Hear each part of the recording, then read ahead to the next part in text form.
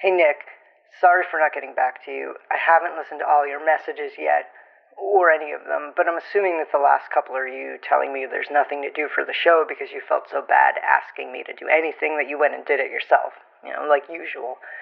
I was over at Ray's Occult Bookshop doing some research for the show and I found the best book. It's called The Infernus Grammatica and it's all about demons and demon summoning. Well, judging by the pictures, it's written in Akkadian, but I'm going to try to translate it this afternoon. If I can't crack it, I want to run it over to B and Claire's to see if B can figure it out. If you're free, you should come. B isn't as mean to me when you're around. Anyway, call me. Hey, Nick. I managed to translate a few of these rituals. Turns out it's not strictly Akkadian. It's Mariotic, but same difference, right?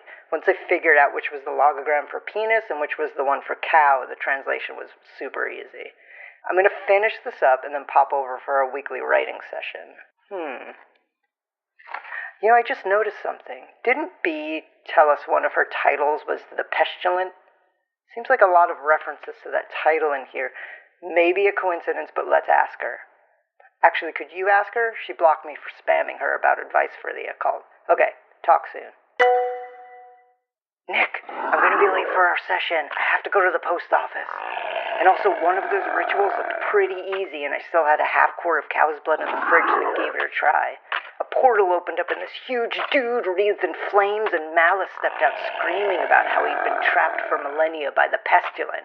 Oh, and he specifically said Beatrice the Pestilent, so confirmed. I'm hiding in the closet right now, but that guy's out there wrecking everything. I think the only way this ends is if I battle him to the death, or I can cast a banishing spell from that book, if I can get it. Shit, I think he got his horns caught on the chandelier. Andrea's gonna kill me. I'm gonna see if I can grab that tome and put this guy back. If you don't hear from me for a while, it means he beat me to death. Or there was a long line at the post office. Okay, talk soon. Nick, I'm back. So the demon guy, Verdlet the Soul Flayer, which doesn't really make sense since souls don't have skin. Unless they do. Ugh. Anyway, he found me pretty easily in the closet, ripped the door right off, and I did that thing I do to keep my enemies off balance, cry. Through my blubbering, I pretended I was going to give him B's address, and then he put me down. So I ran over and grabbed the book and quickly rattled off a banishing spell. I'm not sure I pronounced the spell entirely correctly, but I did manage to open a portal and it sucked him in, yeah. But also boo, because he grabbed my leg and I got pulled in with him. Through the portal I could see the cosmos, all of it.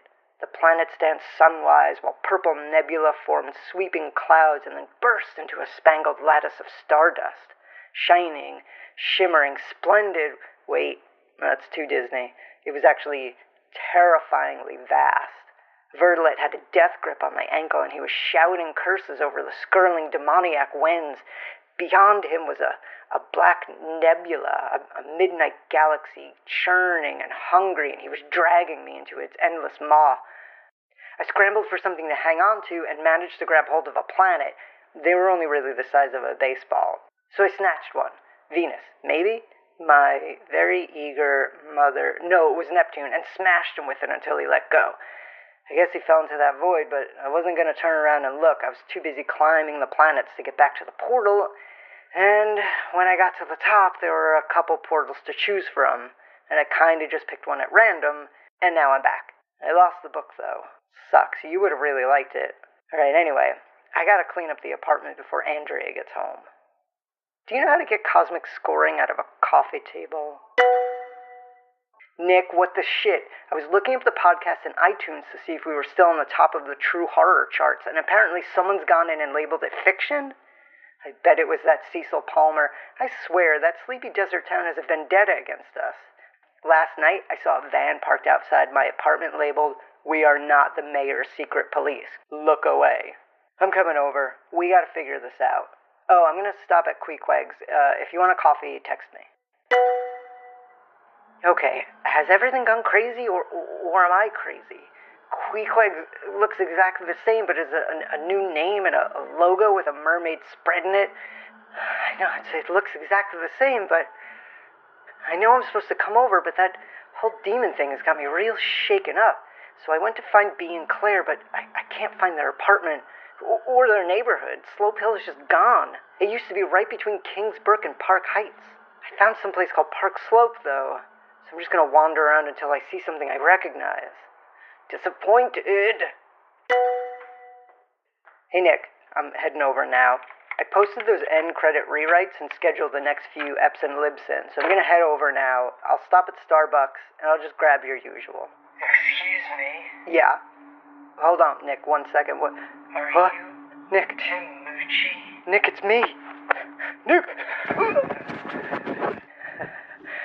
I found something I recognized. I'll be over soon.